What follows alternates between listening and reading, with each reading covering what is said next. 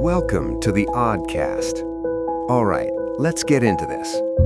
What if the stories we were told as children were never really meant to be just stories? Think about it for a second. Across Europe, and actually across most of the world, the oldest fairy tales share the same unsettling themes. Wolves hunting children, witches deep in the forest, castles hiding dark secrets, creatures feeding on the innocent to gain power. And when you line them up, it starts to feel deliberate. In Little Red Riding Hood, the wolf devours the child. In Hansel and Gretel, the witch fattens children to eat them. In vampire folklore, powerful figures prey on the blood of the innocent. So, here's the question. Why do so many of these stories revolve around children being hunted, taken, or consumed? Now, the simple answer is the one we've all heard. They're just stories, morality tales, ways to scare children into behaving. Don't wander off, don't trust strangers, stay where it's safe. And to be fair, there's truth in that. Because if you go back far enough, these stories weren't written for comfort. They were shaped in a world where danger was real. Forests weren't places for a nice walk. They were places you could disappear. Wolves weren't metaphors. They were actual predators. Famine wasn't rare. It was a recurring nightmare. So stories became tools, not entertainment, but survival. Fear was the delivery system. A child might ignore a gentle warning, but a story about a wolf that eats you whole, that sticks, that gets remembered. But here's where it gets more interesting. Because humans don't just tell stories, we encode meaning into them. The wolf isn't just a wolf, it's a symbol of predation, deception, something that looks one way and is another. The witch isn't just a woman in the woods, she represents the unknown, manipulation, hidden danger. The forest itself, that's chaos, being lost, being alone, the place where rules don't apply.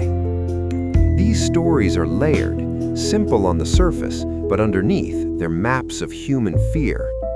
And that's why you see the same patterns everywhere. Different countries, different cultures, but the same core ideas, the same warnings, the same shapes of danger. Not because of some hidden shared event, but because human beings are wired the same way.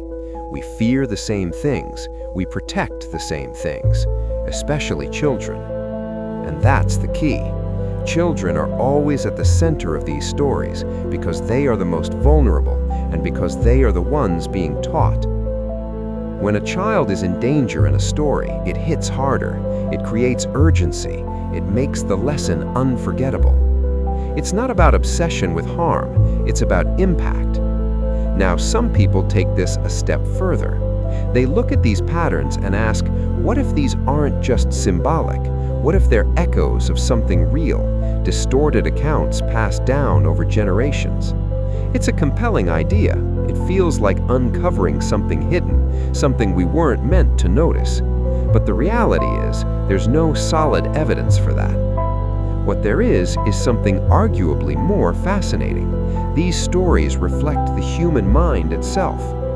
Psychologist Carl Jung talked about something called the collective unconscious, the idea that deep down, humans share universal patterns, archetypes that shape the way we think, dream, and tell stories.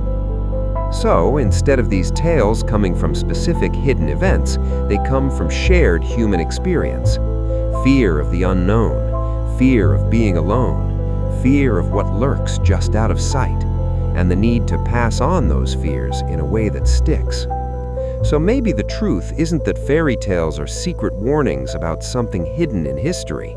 Maybe there's something more direct than that. They are warnings, yes, but not about a single event. They're warnings about the world itself, about human nature, about danger in all its forms. Stripped down, simplified, and told in a way a child could understand and never forget. And maybe that's why they've lasted, not because they're hiding something, but because they never stopped being true. Until next time, stay curious.